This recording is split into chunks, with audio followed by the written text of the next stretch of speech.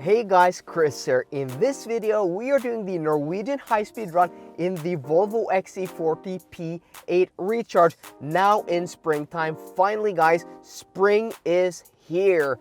And yeah, it's currently 8 degrees Celsius outside, though it is 9 o'clock in the morning.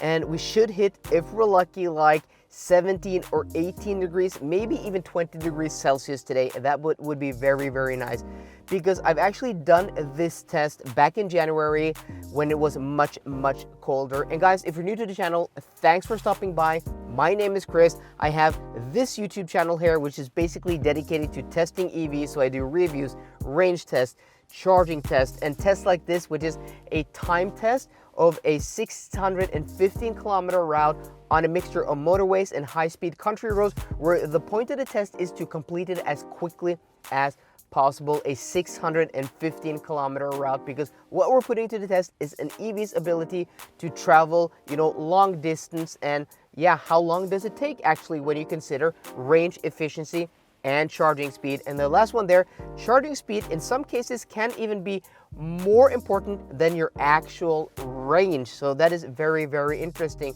And on top of this test sits the Volkswagen ID4 77 kilowatt hour battery pack version, which I did last week at 6 hours and 56 minutes, which is an impressive time. So if you want to check that video out, link in the description box down below. But when we did the test with this car back in January, again, when it was much colder, this car posted a time of 8 hours and 8 minutes, which, yeah, frankly isn't too impressive.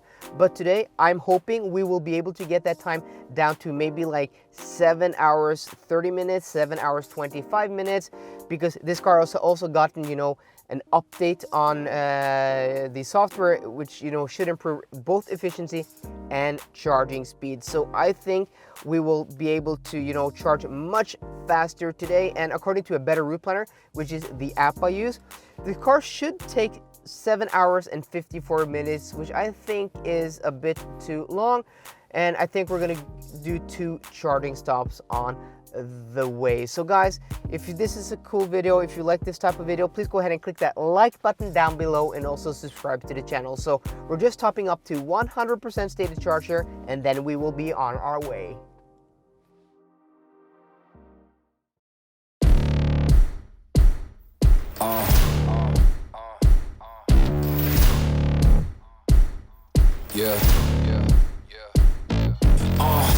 We have now been on the road for 43 minutes, and guys, take a look at this beautiful, beautiful weather. I mean, I can't remember the last time we had this nice weather. Not a single cloud on the sky 2 days in a row.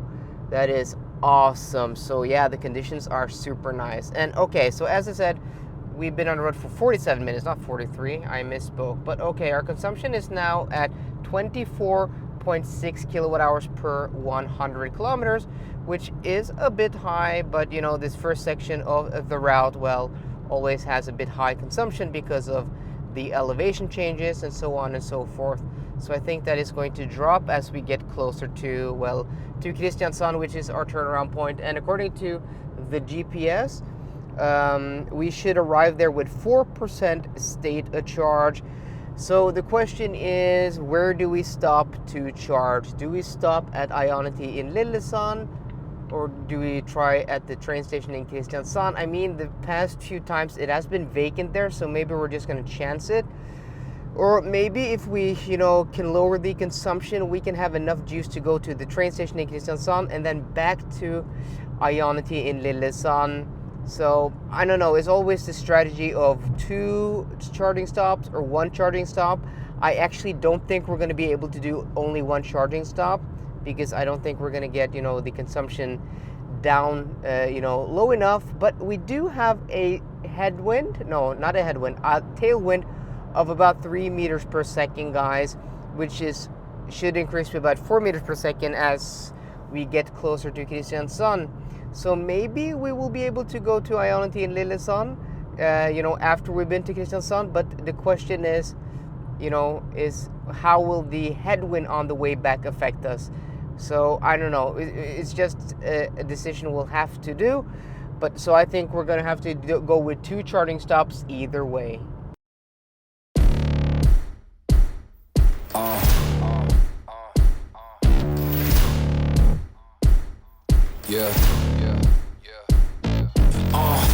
We are now at Lillesand, or in Lillesand, Ionity. So we are at 12% stated charge now.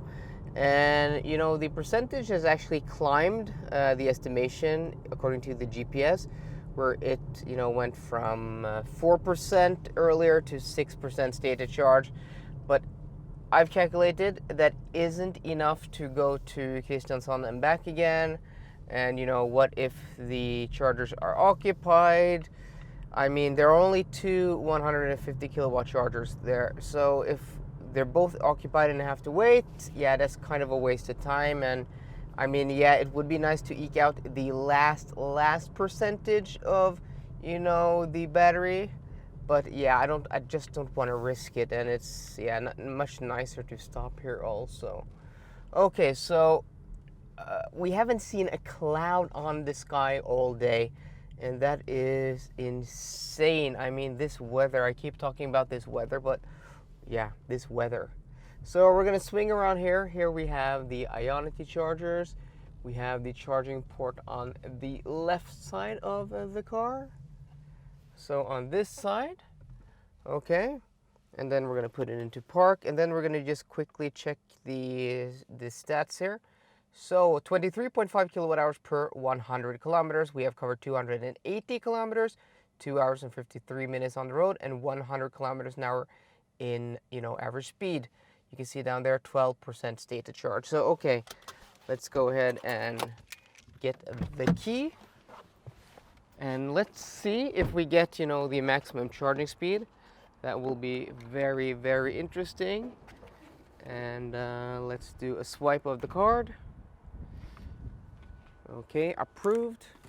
And yeah, I don't know if you guys can see much here, but so on this car, the XC40, this car doesn't seem to be sensitive to, you know, holding the contact there, or the connector to the car, which is yeah, that's a nice change. The German cars seem to be more sensitive. But let's put that to the test now, that hypothesis. Yeah, and now we have a lot of glare here because of the sunlight. Maybe I should have parked on the other side, but okay, I hope you guys are seeing this. Let's see what kind of speed we do get. And I do apologize, guys, if it is, you know, windy, because it is a bit windy today. And so I do apologize if you guys are hearing that. So, okay, 32 kilowatts, we are now rising. And yeah, 12% stated charge is what we arrive with. I just have to remember that for my notes when we put it into the chart at the end of the video. Because, you know, in the chart at the end of the video, I haven't talked too much about this, but, you know, you'll see everything, the consumption, how much stated charge we used, you know, all the info. But yeah, it looks like we're at least, we are climbing here. And I think the outside temperature was now 12 or 13 degrees Celsius. So the temperature has risen a little bit. And I did check the forecast. So down here south, it's not going to get as warm as around Oslo. So I don't know, Oslo is probably a bit hotter. So, you know, that maybe 16, 17 degrees Celsius. We won't, you know, hit that before we get back to Oslo. But look at this, guys. We are climbing and climbing and climbing. And then at 141, we seem to be throttling. Okay, but yeah, okay, 143. Okay, but that is good enough. That is not too bad. Okay, so as we talked about, a beautiful, beautiful day here. And I do apologize if it is a bit windy. As you guys can see, also I washed the XC40 this morning. And this is a very cool color. It may look kind of white, but it's actually like a light gray pastel color, which is really, really cool. And yeah, so we're gonna have to do 2 charging stops. So we used 88% stated charge to get from, you know, Sandvika and down here. And then, yeah, the wind is from this side, so it should be a tailwind on the way down, meaning a headwind on the way up, and we will be using, you know, more electricity on the way up, more than the 88%. So I think I'm going to top up to, I'm not too familiar with, you know, the charging curve of this yet, but I think we're going to top up to around maybe 50% stated charge, you know, just to have the best of the charging curve. And now we are at 147. We're gonna get in here because it's really blowing, guys.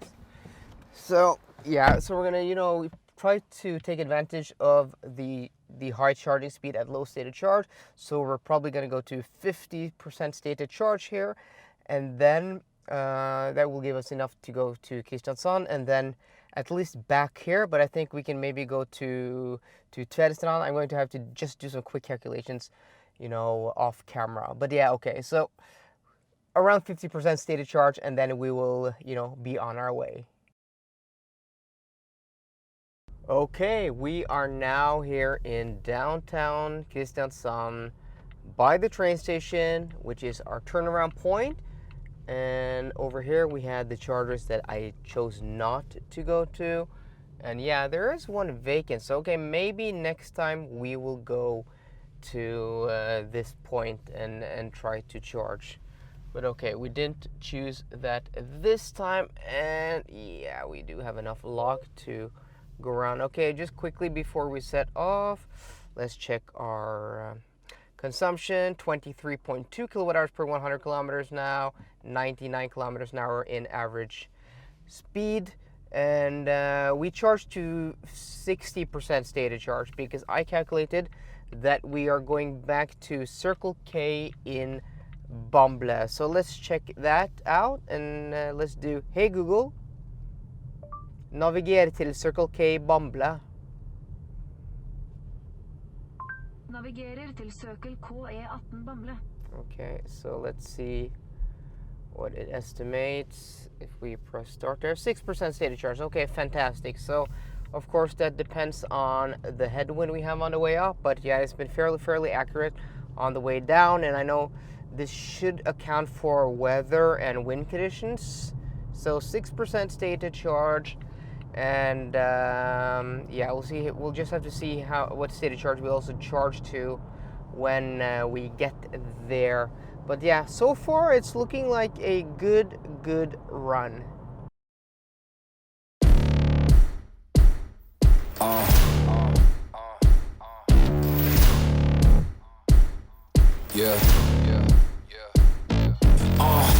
We're now exiting for the second charging stop of the trip here at Circle K in Bamble. And yeah, we have 6% stated charge, you know, right on the money. And actually, guys, it's now 16 degrees Celsius outside. We briefly saw 17 degrees also for like a minute, but I'm really curious to see, you know, because of the forecast, it wasn't going to be that warm here. Maybe it's even warmer when we get back to Oslo. And we have, this is quite an awesome charging station here at Circle K. Opened last year, I think, with a new section of the E18 motorway. So they have a whole bunch of these Circle K chargers, and also you have the Tesla superchargers. So we're gonna swing around this way.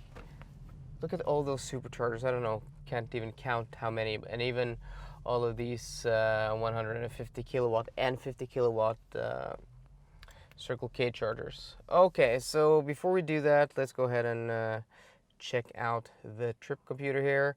So consumption has risen a little bit, but not too much. 23.8 kilowatt hours per 100 kilometers. And also our average speed is down to 97 kilometers an hour. We have been on the road for 4 hours and 45 minutes according to the car, though I'm timing it with my phone, which gives a different time. So press park here, and also 7% stated charge, guys, not 6%. So okay, let's connect to the charger here. Oh, and here it is windy. So let's go ahead and plug this in. Okay, I'm trying to do this one-handed, not always easy. And then let's get my chip here. Payment accepted. So I'm gonna hop in because it is windy, so you guys can hear me properly. And let's see what kind of charging speed we do get.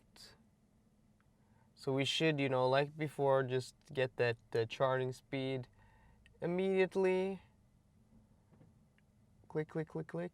There, fantastic. So charging initializes quite quickly with no issues with the connecting, even though these tritium chargers have the Phoenix connectors. So that only seems to be an issue with the e-tron and the ID3. Okay, so we connected here with 7% state to charge. And I've calculated, you know, the headwind hasn't had too much of an effect yet. But I've calculated that I think we have to go to 60% state to charge again, maybe a little bit more, maybe like 62% state to charge. And that should give us enough juice to get back to Circle K in Sandvika. And as you guys can see, we are steadily climbing. So, you know, we're not climbing at the rate of something like an ID3 or an ID4, which just, you know, boom, immediately hits that peak speed. But still, we are, you know, climbing. Come on, camera. It's having such trouble focusing sometimes. Okay. So as I said, it's you know, it doesn't jump to that speed immediately. And what's up with that truck over there? That was a truck. Okay, 143, 144. But you know, it takes a little bit of time to get up to that speed, but once it gets to that speed, well, it gets to that speed. So 144, you know, I'm quite happy with that. And you can see here, guys, also 16 degrees Celsius, as I said. So we're gonna go to 60, maybe 62% state to charge, and that should give us enough juice to get back. But today, very little traffic, you know, beautiful conditions, and yeah, we're gonna have yet another clean run. We are now back here at our starting point here at Circle K in Sandvika. So I actually arrived here with 10% stated charge, which is, well, the most battery I have actually completed this test with. And that is because the consumption actually stayed pretty much the same at 23.8 kilowatt hours per 100 kilometers, which is a bit funny. And I don't know how we managed to do that because, well, the wind map said we should have a headwind on the way back, but maybe the winds were crosswinds today. That's my only explanation, that the wind map was a bit off. I don't know, but you know, that is the reason why we, well, overshot it. So that means we could actually only have charged to, you know, 50 or 52% stated charge instead of 60% stated charge. And that is very, very interesting. But okay, that is the results. But the reason you guys are here is for the time. So the Volvo XC40 P8 recharge on winter tires under, well, spring conditions, almost summer conditions here in Norway, between 8 degrees Celsius and 18 degrees Celsius, which is the outside temperature now, completed the Norwegian high-speed run, and wait for it, drumroll, 7 hours and 7 minutes. And I must say, that is impressive. Even though we had, you know, quite high consumption, you know, this isn't an efficient EV. This is big and boxy. And we know that from before that, you know, you basically have the Audi e-tron as the least efficient, and then you have this as the second least efficient EV on the market. But that really doesn't matter because the fast charging in this car, well, compensates for, you know, that, you know, reduced range and high consumption, because we're only about 10 minutes off the pace of the Volkswagen ID4 when I did the test last week. Though, you know, the conditions were a bit colder, but we're actually a minute quicker than the Polestar 2 with the latest software update. And yeah, that is very, very interesting. Though again, temperatures were colder, or you can see from the chart below. But that just goes to say, is to show you guys that, I mean, outright range isn't everything, efficiency isn't everything, because charging speed can have a major, you know, impact on the results. And not only that, the traffic we have, you know, today we had a basic, you know, a perfect run, no need for correcting the times or anything. And again, this isn't a scientific test, because, well, we're doing the test in the real world with real cars under real conditions with real traffic. and there will always be variables. And that's kind of the point of the test also, is that even though you can have the most efficient EV that has the longest range and the quickest charging, and well, you can drive on a day where you have a lot of traffic. But what we're trying to do is collect as much data as possible. And I've only been doing this for, well, 8 months, guys. So I'm still new at, this EV game. And I'm going to try to improve and collect as much data as possible. And, the results you can see from down below, you won't be able to compare them, directly, because the temperatures are different, the conditions are different, so on and so forth. And today we basically have had the best conditions possible. But, the traffic is a major component. And also I'm driving, according to the speed limit and the speedometer. So I'm always setting my cruise control to 10 above the speed limit. And yes, I could have a GPS measuring equipment, but that's not the point of the test, because you guys out there aren't driving with, well, I suspect that very few of you guys out there are driving with GPS measuring equipment, that you're just following your speedometer and setting your cruise control. And that's the type of test I want to do, is, real world test for real people, where you don't have to, get too technical. Just drive the car and see how far you can drive without thinking too much about it. So I must say I am very impressed with the results of this car, even though the consumption is quite high. Let me know down below what you think of the XC40 P8 today. Are you impressed? Do you still think the consumption is too high? Does it really matter when we can boast, within 10 minutes of the ID4 on a, 7-hour trip over more than 600 kilometers? Does it really matter? 10 minutes? I don't think it matters. So guys, let me know down below what you think. So I hope you enjoyed today's video. If you did, please drop me a thumbs up down below. And for more car content, as always guys, please subscribe. See you guys later, and goodbye. Cloudless skies in the mid